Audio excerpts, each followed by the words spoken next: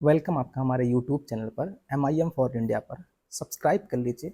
अच्छा, आप कल से जब से नतीजे आए हैं, आप ये देख रहे होंगे कि सारी नज़रें जो हैं विपक्ष की इंडिया गठबंधन की, चाहे वो एनडीए गठबंधन हो, चाहे वो इंडिया गठबंधन हो, चाहे वो देश के गृह मंत्री अमित शाह हो, चाहे वो देश के प्रधानमंत्री नरेंद्र मोदी हो, चाहे वो विपक्ष का गठबंधन हो, राहुल गांधी हो, तेजस्वी यादव हो, ममता बनर्जी हो, जितने भी विपक्ष के गठबंधन है, उनकी नजरें अगर किसी पर टिकी हुई हैं तो वो चंद्रबाबू नायडू और नीतीश कुमार पर है।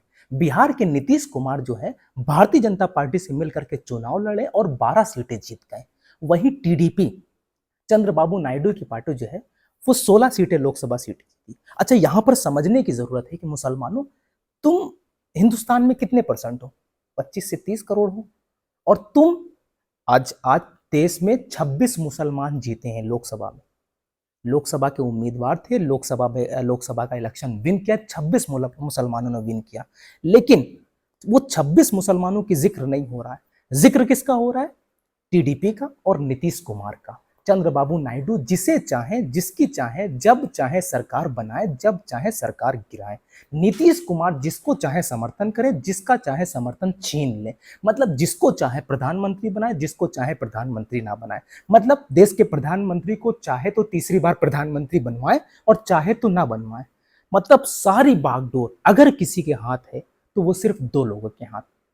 किसके पास? नीतीश कुमार के पास और चंद्रबाबू नायडू के पास। अच्छा, यहां एक सवाल का और जवाब दे दूं।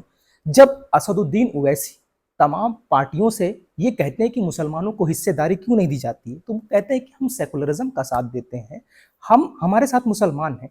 जब असदुद्दीन ये कहते हैं कि मुसलमानों अपनी जमात को मजबूत करो, अपनी ताकत को पहचानो। असदुद्दीन ओवैसी कहते हैं मुझे पैसे की जरूरत नहीं, ओहदे की जरूरत नहीं, मैं 5 बार से लोकसभा सांसद हूं, मुझे किसी चीज की जरूरत नहीं है, मुझे तुम्हें सियासत में हक दिलाना है।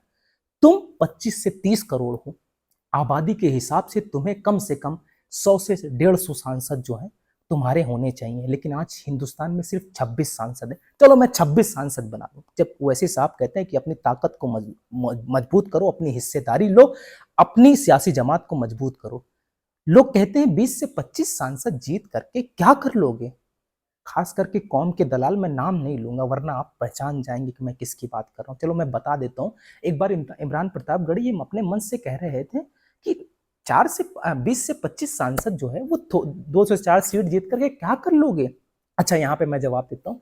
20 से 25 सांसद जीत करके वैसे क्या कर लेंगे? आज 12 सीट जीतने वाला प्रधानमंत्री पद का उम्मीदवार बन सकता है। इंडिया गठबंधन ने सूत्रों के मुताबिक पता चल रहा है कि प्रधानमंत्री पद छोड़ने के लिए राहुल गांधी तैयार है।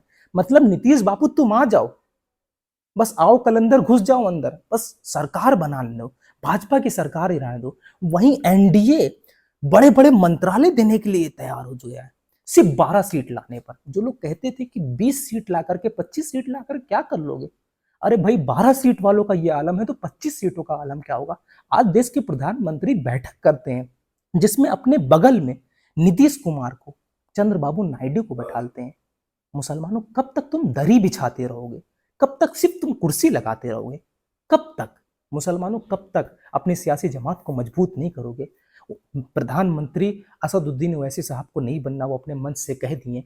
उन्हें बस तुम्हारे वकार की लड़ाई लड़नी है, उन्हें तुम्हारी हकीकत दिखानी कि मुसलमान ताकतवर है। मुसलमानों को कमजोर मत समझो। मुसलमानों, अपनी जो आपके पैरों में सो कॉल्ड सेकुलरिज्म वाली ने गुलामी की जंजीरें बांध रखी थी, उन जंजीरों को तोड़ो, आगे बढ़ो, अपनी जमात को मजबूत करो। और आप देख रहे होंगे किंग मेकर किस तरीके से जिसको चाहे जब चाहे, मतलब अगर वो कह दे नीतीश कुमार कि अमित शाह देश के गृह मंत्री नहीं बनेंगे तभी हम समर्थन करेंगे, तो अमित शाह देश के गृह मंत्री नहीं बनेंगे। अगर वो कह लें कि हमें जो है प्रधानमंत्री बनना है, तो शायद एनडीए प्रधानमंत्री भी बनवा दे। इधर से तो ऑफर किया जा रहा है इंडिया गठबंधन की तरफ से, आ जाइए, आ जाइए।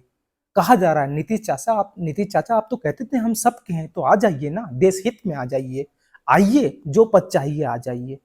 मुसलमानों, कब समझोगे तुम अपनी ताकत को? सोचो, आज 26 सीटों पर तुम जीते हो मुसलमानों, 26 सांसद, लोकसभा सांसद हो, लेकिन कोई औकात नहीं।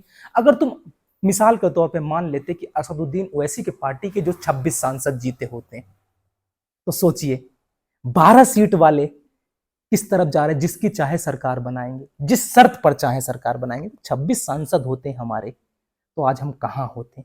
मतलब आज हमें आड़े हाथों लिया जा रहा होता, ऐसे गोद में लिए टहल रहे होते हैं ये तमाम विपक्ष की पार्टियां। खैर, वक्त आगे भी है। अपनी सियासी जमात को मजबूत करना, अपने ताकत को मजबूत करना, बैरिस्टर असद साहब के बाजुओं को मजबूत करना।